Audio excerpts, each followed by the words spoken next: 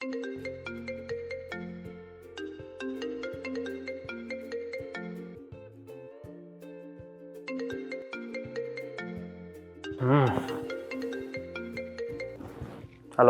हाँ जुबैर भाई, क्या कर रहे हो? भाई का फोन नहीं उठाया यार तुमने एक बार?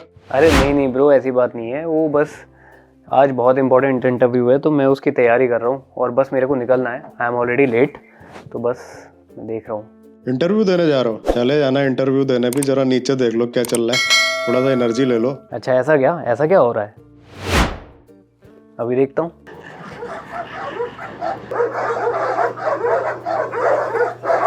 यार ये केवल बातचीत चल रही है, मारपीट तो हो ही नहीं रही है। रुक जाओ, अभी देखो तो। अभी तो जस्ट स्टार्ट होना है सीन। One eternity later. भाई इंटरव्यू देने जाना था ना तुमको? ओह शिट, निकल गया मेरा इंटरव्यू यार।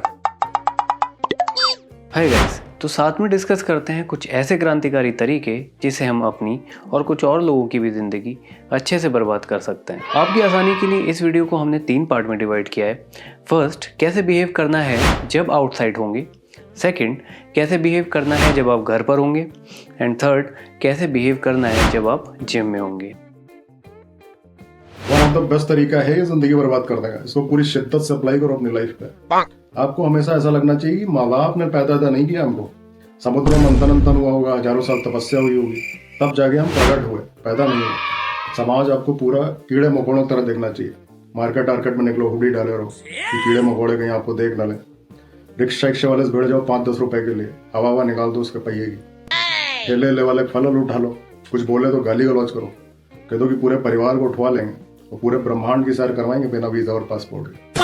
हो सकता है घर में आपकी सेपरेट चप्पल भी ना हो, एक हो सकता है आप खटिया पे बिना बिस्तर के सोते हो, लेकिन जब बाहर निकलो तो ऐसा लगना चाहिए सफेद कुर्ता पहने कि आप ही विधायक हो, आप ही सांसद, वो भी निर्विरोध।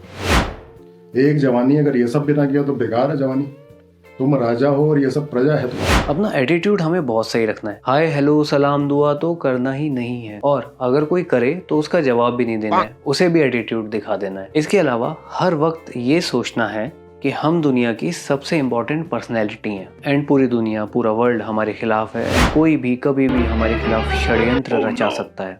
हर किसी को शक की निगाह से देखो। इनफैक्ट रिक्शे वाला दिखे तो उसे भी शक की निगाह से देखो, उसे समझो कि ये भी रॉ का एजेंट हो सकता है। बेसिकली हर एक शख्स को शक की निगाह से देखना है हमें। इस टाइप से सोचना है कि अगर कोई बहुत देर से एक जगह खड़ा है तो पक्का उसका कोई एजेंडा है। ऐसी सोच रखना हमारी जर्नी का बड़ा इंपॉर्टेंट पार्ट होगा। इससे बहुत ज्यादा फायदा होगा। एक और बहुत इंपॉर्टेंट स्टेप है, हमें उन सब चीजों पर फोकस करना है जो हमारे हाथ में ही नहीं है, जिन पर हमारा कंट्रोल ही नहीं है। फॉर एग्जाम्पल, हम 2 घंटे ट्रैफिक जैम में अगर फंसे हुए हैं तो हर वक्त ये सोच के डिप्रेशन में चले जाना है, अपने आप को पागल कर लेना है कि अगर ये 2 घंटे मेरे पास होते तो मैं शायद IAS बन जाता, या फिर एथलीट बन जाता, या फिर मैं करोड़पति बन जाता, अपना बिजनेस खोल लेता। इन सब चीज़ों पे सोचते जाना है। काफ़ी ज़्यादा फायदा होगा इन सब से, क्योंकि ओवर थिंकिंग के 1000 फायदे हैं जो हम गिना भी नहीं सकते। और हाँ, बीच बीच में नेचर को, मौसम को दोष दे लो कि बारिश हो गई, बारिश की वजह से मेरा ये काम बिगड़ गया, बारिश नहीं होती तो मैं ये कर लेता, या फिर आज धूप निकल आई है मेरा मन खराब हो गया। और डिफरेंट चीज़ें सोचते रहना है, उस चीज़ को भी सोचते रहना है, हर वक्त सोचते रहना है कि अगर मेरा ये काम नहीं बिगड़ा होता, आज बारिश नहीं हुई होती तो मैं यहाँ चला जाता। इस चीज़ को भी सोचते रहना है, इससे भी फायदा होगा थोड़ा बहुत।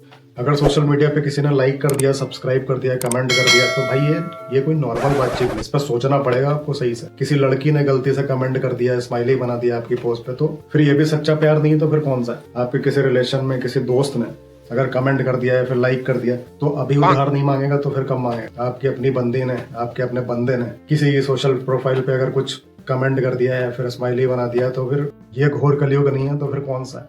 तो ये सब चीजें नॉर्मल नहीं है। आपको छुट्टी लेके बैठना पड़ेगा, सोचना पड़ेगा। अगर आपने कुछ अपलोड किया तो एक ही जिंदगी, अगर इसमें स्ट्रेस ना हुआ, एंजाइटी ना हुई, डिप्रेशन ना हुआ, तो बेकार है ऐसी जिंदगी। फिर हीरे से कोयला बनेगी कैसे जिंदगी? फिर मत कहना बिना बात के खुश रहते हैं, सब कुछ अच्छा चल रहा है। ये सब करना पड़ेगा। फिर रूम मैनेजमेंट बहुत ज़रूरी है। बेडरूम, ड्राइंग रूम, किचन, जहाँ पे भी तुम्हारी नजर पड़े कपड़े सुखा दो। जो भी तुम्हारी रीच के पास है वहाँ पे कपड़ा फैला दो, सुखा दो। महीने में एक बार पूरे घर में झाड़ू देंगे और पोछा तो 2 महीने बाद में ही लगेगा। जब आप सुबह उठ के कहीं जाते हो, ऑफिस जाते हो या फिर किसी काम से घर से जाते हो, तो मुझे ये समझ में नहीं आता कि बिस्तर लगाने की क्या जरूरत है, रजाई रखने की क्या जरूरत है। भाई जब लौट के आना ही है तो फिर उसको वहीं पड़ा रहना दो। कोई बॉर्डर पे तो जा नहीं रहेंगे, शहीद हो जाएंगे, शाम को फिर आएंगे, फिर सोएंगे। मैंने बहुत सोचा इसके बारे में, ना ही साइंस में मुझे इसका कोई रीजन मिला, ना ही अध्यात्म में इसका कोई रीजन। कोई भी चीज लंबी है, खड़ी है, इस पे कपड़ा सुखा दो, क्या दिक्कत है। बर्तन पड़े रहने तो कभी बारिश होगी, हो सकता है उसी में धुल जाए साफ पानी में। थोड़ी बहुत गंदगी अंदर जाएगी तभी तो इम्यूनिटी डेवलप होगी बॉडी में। फिर पेंडेमिक आएगा, कोविड आएगा तो फिर आप इंतजार करोगे डॉक्टर कोई मेडिसिन बनाएगा तब हम सही होंगे। भाई ऊपर वाले ने लैब दे रखी तो इसका यूज करो, अपनी इम्यूनिटी डेवलप। मानो या फिर ना मानो, hygiene is a big myth, तो ये सब करना पड़ेगा।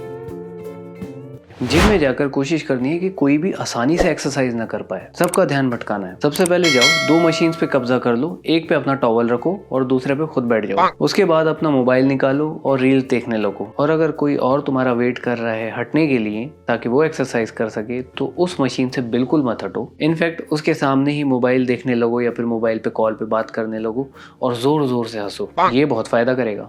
अपने 2-3 अच्छे दोस्तों को पकड़ो, उनको जिम के बारे में, फिटनेस के बारे में इतना ज्ञान दो कि उनको कन्विंस कर दो कि स्वर्ग का जो रास्ता है वो जिम से होते हुए जाता है। तुमने देखा है कि नहीं? उनको फिटनेस के बारे में इतना बताओ कि उनको अपनी जिंदगी जिम के बिना लाचार सी लगने लगे। जलील कर दो, मोटिवेशनल कोट्स मारो, इंस्पिरेशनल बातें करो, बोलो कि कौन सी जिंदगी चाहिए भाई तुमको, पेन ऑफ रिग्रेट चाहिए या पेन ऑफ डिसिप्लिन चाहिए। और जैसे ही वो ज्वाइन करते हैं जिम, तब आपको अपना असली दिखा दे। जिम का जब टाइम होता है तो निकलो, बोलो कि बाइक लेके निकले थे, ठुक गई रास्ते में, 50 लड़कों में लड़ाई हो गई, जिया जी को छोड़ने चले गए थे बहुत दूर, वेदर खराब हो गया, छत चूने लगी, स्नो गिर गई, कुछ भी बताओ लेकिन जिम कैंसिल करना। तो इससे बेसिकली आपके एक तीर से 2 शिकार होंगे कि आपकी फिटनेस तो गई भाड़ में और जो अच्छे दोस्ती थी आपकी वो भी धीरे धीरे खत्म होने लगे। अगर आपको ऐसी और भी वीडियोस चाहिए जिसमें हम अपनी नेगेटिव एनर्जीज को ऐसे यूज कर पाए तो लाइक करो, सब्सक्राइब करो, कमेंट करो। Don't look at the camera, that's amateur. Yeah, boy. नहीं ये स्टेप क्यों आएगा? वो तो कैमरा तो यहाँ पर है। करना क्या मुझे? तुम अपना काम करते रहो। अच्छा फिर आप क्या करोगे? Nice. Go away. ऐसे करके Go away. Go away, man. Go away. Go away, man. What happened? Go away. Wait for it. Here it comes. Almost there. Hey. Go away. Don't look at the camera, that's amateur.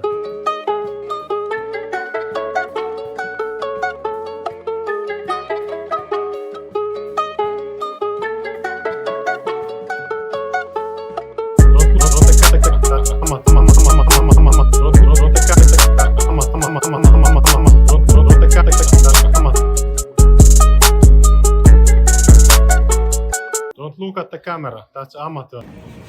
अरे यार मैं हंस गया last में।